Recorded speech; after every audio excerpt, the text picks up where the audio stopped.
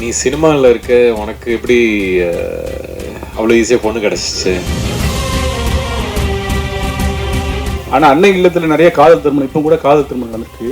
உங்களோட தனிப்பட்ட பார்வை? நான் இப்போ ஏதாவது சொல்லுவேன் ஜாலிக்கு, அப்புறம் அதை எடுத்து வேற ஏதாவது பிரச்சனையாக்கி விட்டுருங்க. ஸோ அதனால் சார், நீங்கள் வந்து அரேஞ்ச்மெண்ட் மேரேஜ் நினைக்கிறேன். ஆனால் அன்னை இல்லத்தில் நிறைய காதல் திருமணம், இப்போ கூட காதல் திருமணம் நடந்திருக்கு. உங்களோட தனிப்பட்ட பார்வையில் இப்போ உள்ள ஜென்ரேஷன் வந்து லவ் மேரேஜ் பெஸ்ட்டா அரேஞ்ச்மெண்ட் மேரேஜ்? தனிப்பட்ட முறையில் லவ் இல்லாமல் மேரேஜ் ஒர்க் ஆகாது, அது தெரிஞ்ச ஒரு விஷயம். காலம் மாறிக்கிட்டு இருக்கு, அதுக்கேற்ற மாதிரி படங்களும் மாறிக்கிட்டு இருக்கு. படங்கள் மாறுறதே மக்களுக்காக தான், மக்களும் மாறிட்டாங்கன்னு நம்புகிறேன். சார் லவ் தான்.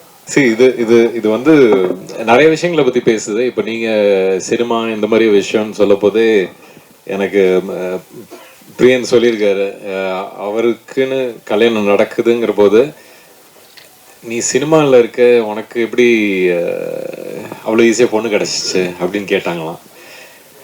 ஏதோ ஒரு லக்குன்னு தான் நான் நினைக்கிறேன். பட் அதையும் தாண்டி நிறைய விஷயங்களை பற்றி பேசுது.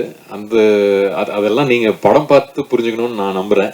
ஏன்னா ஜாலியாக தான் சொல்லியிருக்கோம், யோசிக்க வேண்டிய விஷயம், ஆனால் ஜாலியாக சொல்கிற விதத்தில் சொல்லியிருக்கோம். நான் இப்போ ஏதாவது சொல்லுவேன் ஜாலிக்கு, அப்புறம் அதை எடுத்து வேற ஏதாவது பிரச்சனையாக்கி விட்டுருங்க.